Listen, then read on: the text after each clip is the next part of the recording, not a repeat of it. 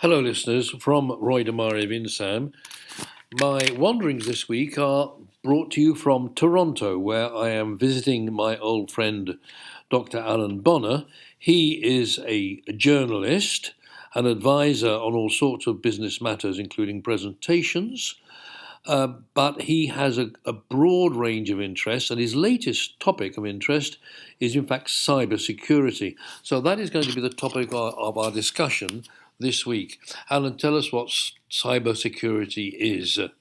Well, there's not one only definition of this emerging field, but I think the working definition is the conjoining of internet and computers and other technology and the cloud to allow for the operations that can occur in cyberspace, such as online shopping, social media, and even nefarious activities. Now, we're going to talk also about privacy or privacy. I'll say privacy, you say privacy. And it's all linked to the idea that when we purchase or travel anywhere, we are being observed by Big Brother in a sense, except there's no brother involved, only computers. But that is a whole dimension to cybersecurity, which I think we need to explore together. So tell us about that, Alan. Well, indeed, it doesn't sound like the word privacy would have implications in total global warfare, but it does. Now, it starts with the individual, and you're entirely correct that as we move around with a smartphone, our movements are being tracked, and many people facilitate this with certain buttons on Facebook and other social media. But even if you don't, the microphone is on, the camera may be on, and certainly where you go is recorded. You're also photographed on the streets and everywhere else. This all combines to be an entity known as big data, which knows your preferences in restaurants and travel and shopping and so on. I've always rather felt that I don't care very much if somebody or some computer knows where I am or what I'm doing, because I don't feel I've got anything to hide. And yet there is something nefarious about the idea that they do know so much about you. I'm not sure who they are, but someone does. Well, first of all, you do have something to hide, and be happy to tell you and your listeners what it is. Number one, all this big data is being collected not with a sworn police officer behind it, not with a warrant, not with a judge, but with a machine that couldn't care less about you and has no caring capacity, is merely collecting data. Let's just say you drive by a hospital and an abattoir every day on your way to work. Let's say you also happen to be a hunter or collect bows and arrows or military memorabilia. And let's say something happens that is dastardly at that abattoir linked to animal rights protesters. Something happens at the hospital linked to abortion protesters, pro or con. You are a suspect because of data. And you can't interrogate the algorithm or the data chain that assembled all this stuff and makes it look like you are a prime suspect. There's no human behind it. So I always say, oh, yeah, I have nothing to, with these people who say I have nothing to hide, I have something to hide. I just don't know what it is. I don't know what the machine will think of my data. That's why we have to protect it. And we can't even ask the machine because there's no one to ask, there's no address, email or otherwise to ask. We just monitored without our knowing by whom or what for. Well, absolutely. And since 9/11, the tragedy in America, there are hundreds of people incarcerated about whom there is only circumstantial evidence and there's no urgency to bring them to trial.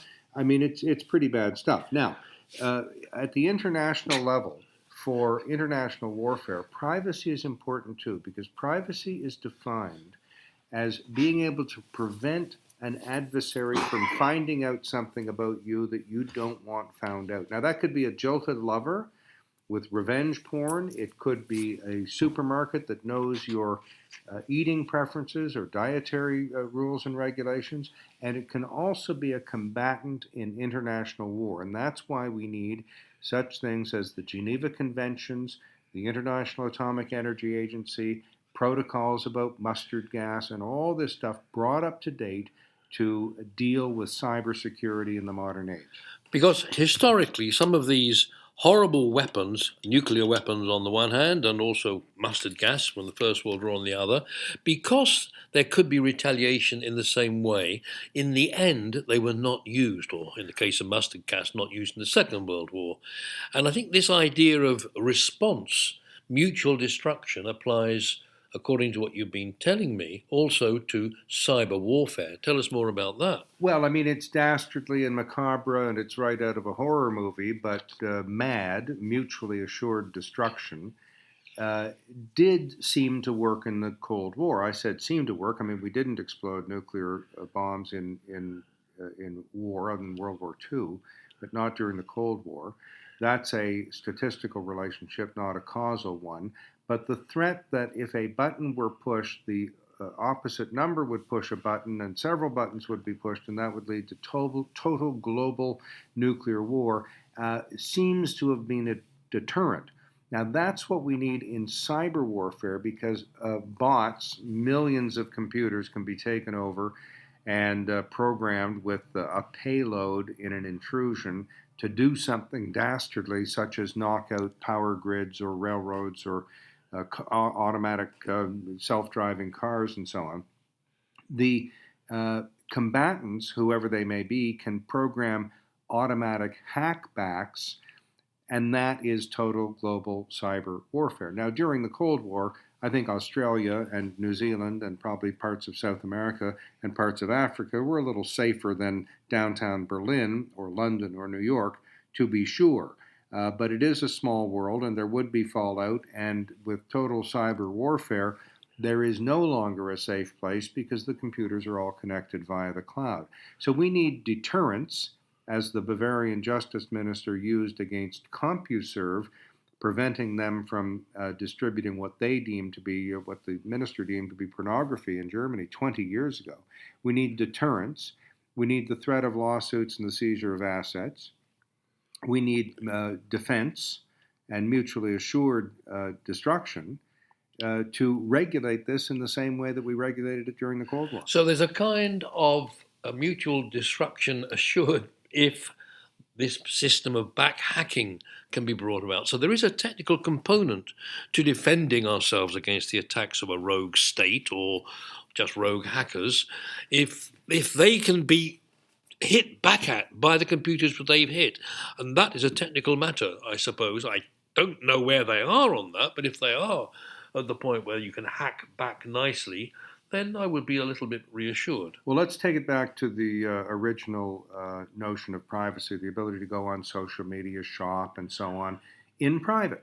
Apple Watch, when you go to buy something, you hold your watch near the cash register or the item to be purchased, and that links to a dummy number that is a decoy that is linked to your actual credit card number so that you can make the purchase. The actual number and the decoy number instantly disappear, and that seems, for all intents and purposes, to be a private and secure transaction. We need a lot more of that. We also need the individual to use passwords that aren't the word password or 1, 2, 3, 4 and all those. That's dangerous, very dangerous. Yeah. Now, you're right.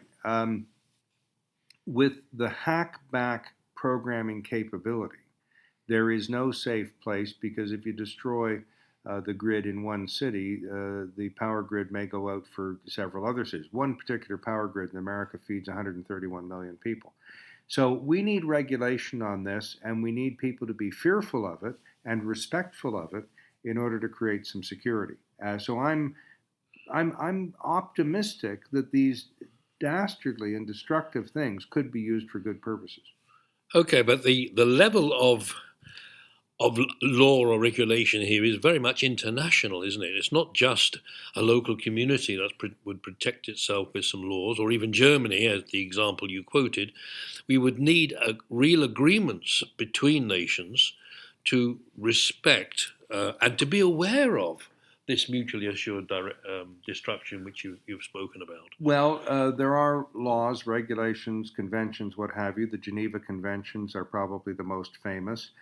They help regulate before, during, and after war who's a combatant, what's a civilian target, what's a military target, what are proper procedures, even in war, amazingly enough.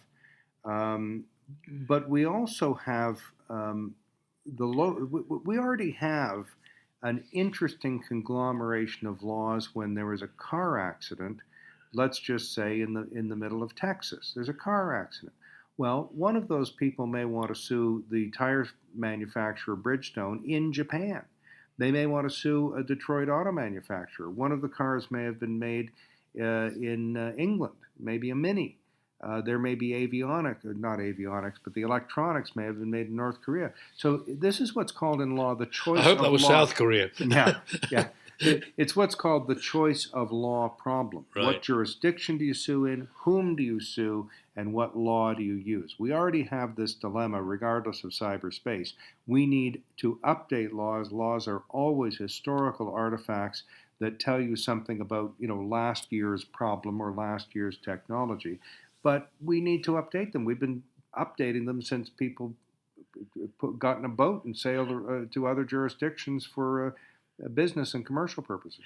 Now, you spoke a lot about micro security as well, and the example of the policeman talking to somebody and seeing if he looks dangerous or not, which is just the opposite end of the extreme from big data. But the fact that a person might be involved in micro security leads you to another conclusion about how best to keep a degree of sense over the use of big data. Well, if I may use an analogy, I've come through the looking glass on this because in crisis management, safety and security systems often have within them the seeds of failure and disaster and death. So, for example, the police and fire departments arrived at about the same time at the King's Cross underground fire, doing the best they could with the culture and training they had, but their cultures and training were different. They pushed a whole bunch of people into each other and probably hastened their deaths. TWA 800 sat in the tarmac for 4 hours, heating up the dead space in the fuel tank, and it exploded shortly after takeoff from Long Island. Well, if you go back, if you turn that on its head and say, this stuff is very, very dangerous, big data, but it is also fallible. You can fake fingerprints, retinal scans, facial recognition. It isn't as secure as we think it is, and all you have is data. You have no analysis of it. If we go back to the olden days when a police officer or a British bobby said, you there, got a moment, what's going on, what's in the bag, where are you going, everything okay? And that police officer, with his or her training, made a judgment call. We think we've gotten away from that with big data, but we haven't because it's fallible. We need the human intervention and oversight in combination with big data, and I believe we can keep ourselves very, very safe as a result, and that's why the new book is called Cyber City Safe, Emergency Planning Beyond the Maginot Line. We don't need a Maginot Line. We don't need only a Bobby, but the combination of technology and the human intervention might just work. With some appropriate international law as well. So there you are, listeners. In our ramblings today, we've highlighted an issue which will actually come back and require a lot more attention to keep the cyber security in place that we all need. So I'll speak to you again next week. It might again be with Alan, so we will tackle another subject probably next week. We'll tell you what it is then. Bye for now.